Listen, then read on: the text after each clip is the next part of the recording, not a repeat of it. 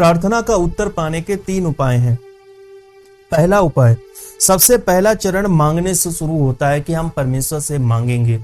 परमेश्वर से मैंने मांगा, अगर मैं परमेश्वर में बना हुआ हूं, मेरा जीवन परमेश्वर के साथ में जुड़ा हुआ है, मैं परमेश्वर की इच्छा पूरी करता हूं, उसकी चाल पर चलता हूं, परमेश्वर की मर्जी पूरी करता हूं, मैं मांगूंगा तो मुझको मिलेगा। वचन कहता मांगो और पाओ, क्योंकि प्रभु ये चाहता है कि आप मांगे और पाएं, आपको मिलेगा। आपकी कमेंट्स में जितनी मांगे हैं परमेश्वर से कहो और आपको मिलेगा, विश्वास करो। दूसरा है ढूंढो, मांगो तो तुम्हें मिलेगा और ढूंढो तो तुम पाओगे। तो ढूंढो, अगर हमारी प्रार्थना मांगने पर अभी तक उत्तर नहीं मिला है तो दूसरा चरण आता है कि ढूंढो, उस चीज को हमें ढूंढना है। मांगने के बाद उत्तर ना मिले तो संपूर्ण मन से खोज करो, पूरे मन से खोज करो, ढूंढो। किसकी खोज करनी है? व्यवस्था विवरण 4:29। परंतु वहां भी यदि तुम अपने परमेश्वर यहोवा को ढूंढोगे तो वह तुमको मिल जाएगा। शर्त यह है कि तुम अपने पूरे मन से और अपने सारे प्राण से उसे ढूंढो। आमीन, हालेलुया। परमेश्वर यहोवा को ढूंढो, तुम सबसे पहले उसके राज्य और उसके धर्म की खोज करो, बाकी चीजें तुमको हालेलुया यूं ही मिल जाने वाली है।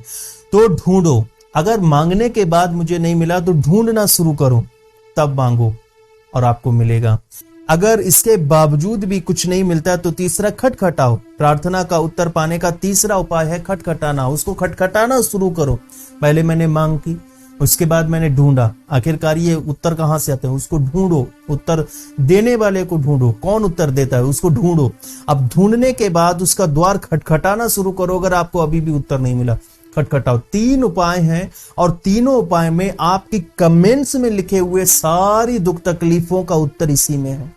खटखटाओ, तुम्हारे लिए खोला जाएगा और जब वो खोल देगा तब उससे मांगो, पर मांगो जरूर, परमेश्वर आपको देने वाला है।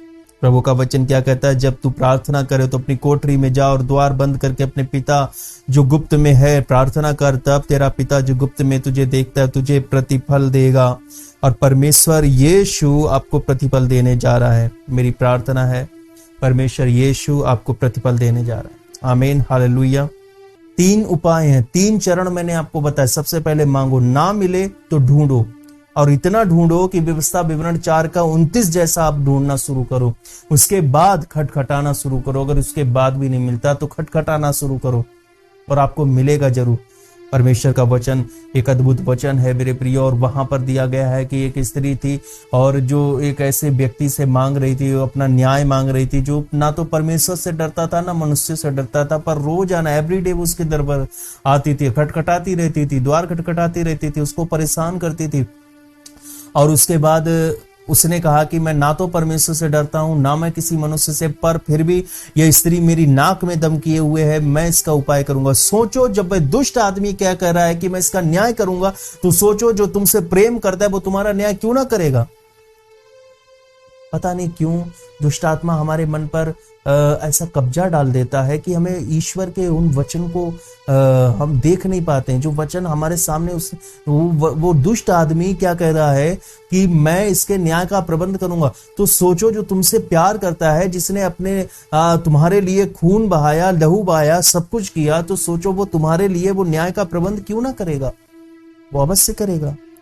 तो सबसे पहले आप नोट करें मत्ती अध्याय 6:6, उसके बाद मत्ती अध्याय 7:7-11, मत्ती अध्याय 10:40-42 और व्यवस्था विवरण 4:29 और यूहन्ना रचित सुसमाचार 5:7 और यूहन्ना रचित सुसमाचार 15:17। इसको आप बड़े ध्यान से समझना, जानना। देखिए परमेश्वर आपसे जरूर बात करेगा। परमेश्वर आपसे क्या कहना चाहता है, इस पर मनन चिंतन करना, ये काम आपको करना है। और जो भी आपसे परमेश्वर कहे आप वही करें और आपको उत्तर मिलेगा। लेकिन मैं आपको कहता हूं 100%, 100% आपको कहता हूं, आपको उत्तर इन 3 चीजों में ही मिल जाने वाला है। और हर किसी को मिलता है, चाहे वो कितना भी बड़ा पास्टर, यहाँ तक कि पतरस भी, और यहाँ पर यूहन्ना, मत्ती, मरकुस, जितने भी लोग थे, इन तीनों चरणों का प्रयोग में रहे और 3 चरणों में ही उनको उत्तर मिल जाता था, या तो मांगने से ही, या फिर ढूंढने से ही, या तो खटखटाने से ही, लेकिन उनको उत्तर जरूर मिलता था। आपको भी यही उत्तर मिलेगा। आज आपके लिए रहस्य है, इस रहस्य को स्वीकार करें और देखें आज परमेश्वर आपसे क्या कहता है। प्रभु आपको ब्लेस करे। God bless all of you.